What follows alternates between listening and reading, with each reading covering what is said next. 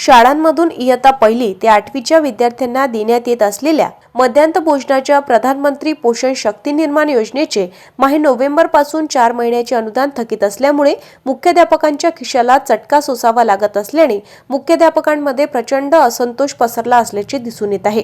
स्थानिक स्वराज्य संस्था तसेच खासगी अनुदानित शाळांमध्ये इयत्ता 1ली ते 8वीच्या विद्यार्थ्यांना प्रधानमंत्री पोषण शक्ती निर्माण योजनेअंतर्गत शाळेत दररोज मध्यान्ह भोजन दिले जाते। योजनेसाठी आवश्यक धान्य व धान्यादी मालाचा पुरवठा शासनाच्या मार्फत होत असतो, परंतु इंधन, भाजीपाला व पूरक आहारांचा खर्च मात्र शाळा व्यवस्थापन समितीला महिना अखेरीस उपलब्ध करून दिला जातो। इयत्ता 1ली ते 5वी करिता प्रति विद्यार्थी ₹2.59 तर इयत्ता 6वी ते 8वी ₹3.88 हे अनुदान अनुज्ञेय असते।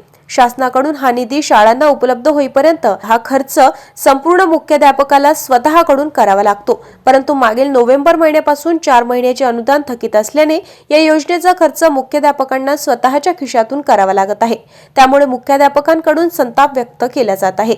मागील वर्षी 3 महिन्याच्या अग्रिम निधी शाळा व्यवस्थापन समितीला उपलब्ध करून देण्यात आला होता, त्यामुळे यावर्षी सुद्धा अग्रिम उपलब्ध होईल अशी मुख्याध्यापकांची अपेक्षा होती, परंतु अग्रिम तर सोडाच, दरमहा खर्चाचा निधी सुद्धा थकीत आहे।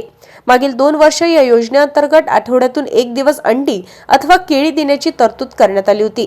यावर्षी मात्र योजनेतून अंडी किंवा केळी हे गायबच झाल्याचे चित्र आहे।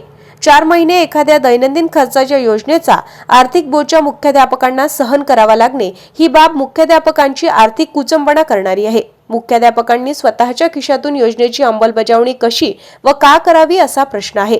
पुरोगामी व प्रगतशील राज्यात विद्यार्थ्यांच्या भोजनाच्या योजनेने तब्बल 4 महिन्याचे अनुदान थकीत असणे ही बाब दुर्दैवी, अनाकलनीय व तेवढीच संतापजनक आहे। शासनाने हे थकीत अनुदान तातडीने उपलब्ध करून द्यावे अशी मागणी केली जात आहे।